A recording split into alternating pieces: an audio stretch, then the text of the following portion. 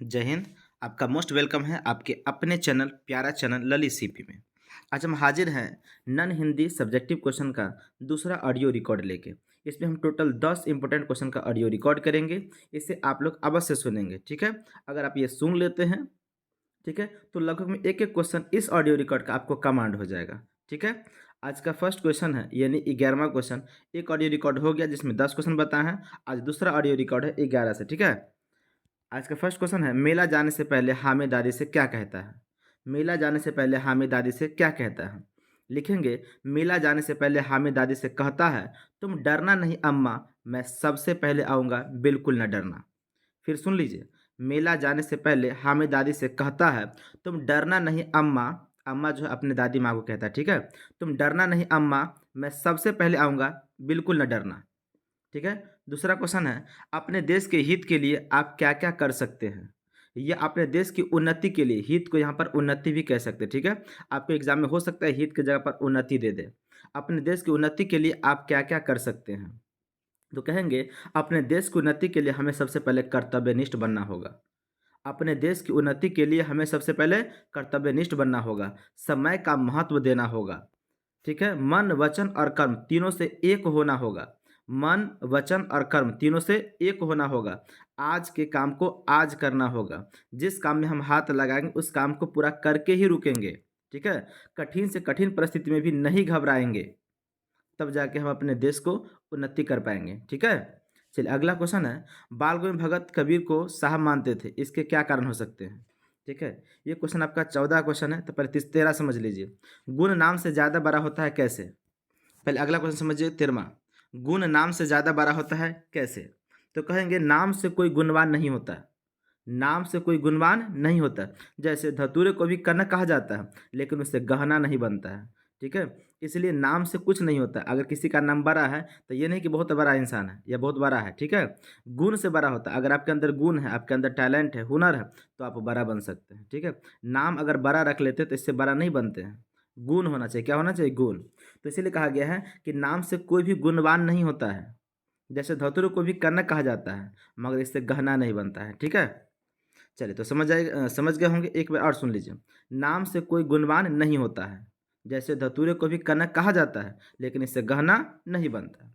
अगला क्वेश्चन है, बाल गोविंद भगत कबीर को साहब मानते थे, इसके क्या क्या कारण हो सकता है। बाल गोविंद भगत कबीर को साहब मानते थे, इसके क्या क्या कारण हो सकता है। तो समझिए, बाल गोविंद कबीर पंथी थे। बाल गोविंद क्या थे, कबीर पंथी थे। वे कबीर के पद से अधिक प्रभावित थे। जो कबीर का पद है ना, उससे वे अधिक प्रभावित थे। भगत जी जो है यानी बाल गोविंद भगत, वो आडंबर से बहुत दूर रहते थे। आडंबर कहे तो बड़ा बड़ा बाल बढ़ाना, ठीक है, कमंडल रखना, लाल कपड़ा पहनना, ये सब आडंबर है। भगत जी से बहुत दूर रहते थे और मानव का सेवा करने में विश्वास करते थे कि मानव का सेवा करना ही सच्चा धर्म है। यानी ये भगत सिंह जो है, ये भगत सिंह कहते हैं, बाल गंगाधर भगत ये समझते थे और ये सही भी है, ठीक है। कबीर को वे आदर्श मानते थे, ठीक है, इसलिए वे कबीर को ही अपना साहब मानते थे, ठीक है। क्या बोलेंगे, बाल गंगाधर भगत कबीर पंथी थे। वे कबीर के पद से बहुत अधिक प्रभावित थे, ठीक है। बाल गंगाधर भगत आडंबर से बहुत दूर रहते थे। आडंबर तो आप समझ गए, आडंबर से बहुत दूर रहते थे। वो मानव का सेवा करना है या मानव के सेवा करने में बहुत विश्वास करते थे। कबीर के आदर्श पे वे चलते थे। जो कबीर कहते थे उनके बातों पे चलते थे। इसलिए वे कबीर को अपना साहब मानते थे, अपना गुरु मानते थे, ठीक है। अगला क्वेश्चन है कि अल्लाह और ईश्वर में कोई फर्क नहीं है, इस बात से आप कहाँ तक सहमत है, स्पष्ट कीजिए। अल्लाह और ईश्वर में कोई फर्क नहीं है, इस बात से आप कहाँ तक सहमत है, स्पष्ट कीजिए। तो कहेंगे, अल्लाह या ईश्वर एक ही नाम है। अल्लाह और ईश्वर क्या है, दोनों एक ही नाम है। इस बात से हम पूर्ण रूप से सहमत है, पूरा पूरा सहमत है।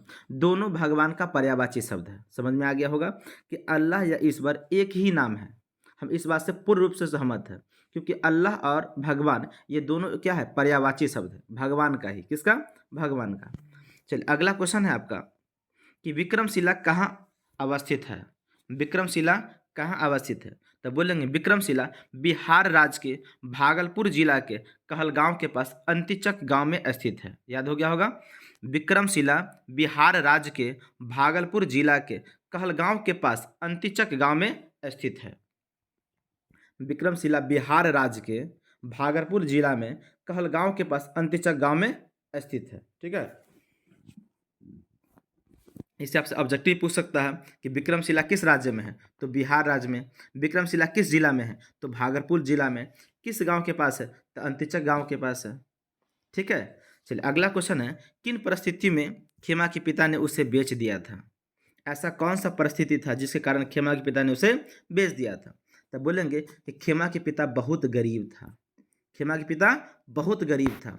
वे अपने बच्चे के लालन पालन से बचने के लिए वे अपने जो है अन्य बेटों की तरह खेमा को भी बेच दिया था। ठीक है, वे अपने बच्चों को भरण पोषण से बचने के लिए वह अन्य बच्चों की तरह अपने खेमा को भी बेच दिया था और वह अपने दायित्व से मुक्त हो गया था, आज़ाद हो गया था। ठीक है, क्या बोलेंगे कि खेमा एक गरीब पिता था। ठीक है, खेमा क्या था, गरीब पिता था। वे अपने बच्चों का भरण पोषण नहीं कर पा रहा था, इसलिए वे अन्य बेटों की तरह खेमा को भी बेच दिया था और अपने दायित्व से मुक्त हो गया था। चलिए अगला क्वेश्चन है, कल्पना करके बताइए कि यदि अशोक और पद्मा का युद्ध हो गया होता तो क्या होता। अगर अशोक और पद्मा में युद्ध हो गया होता तो क्या होता। तो कहेंगे कि अगर अशोक और पद्मा में युद्ध हो गया होता तो लाखों लोग मारे जाते, लाखों लोग घायल हो जाते। अशोक तो और क्रूर हो जाता, और क्रूर, और वह कभी भी बौद्ध धर्म को नहीं स्वीकारता, क्योंकि बौद्ध धर्म में जाने के बाद साधु हो गया, एक भी पशु पक्षी जीव जंतु को नहीं मारता था। ठीक है, समय पाप समझता था कि किसी को मारना पाप है, लेकिन इससे पहले बौद्ध धर्म से पहले सबको काटता था। ठीक है, बहुत ज़्यादा युद्ध करता था और मार काट में विश्वास करता था। जब से बौद्ध धर्म में गया साधु बन गया। ठीक है, तो ऐसा कह सकते हैं कि अशोक और पद्मा में अगर युद्ध होता तो लाखों लोग मारे जाते, लाखों लोग घायल भी हो जाता, अशोक और भी क्रूर हो जाता और वह कभी भी बौद्ध धर्म को नहीं स्वीकारता।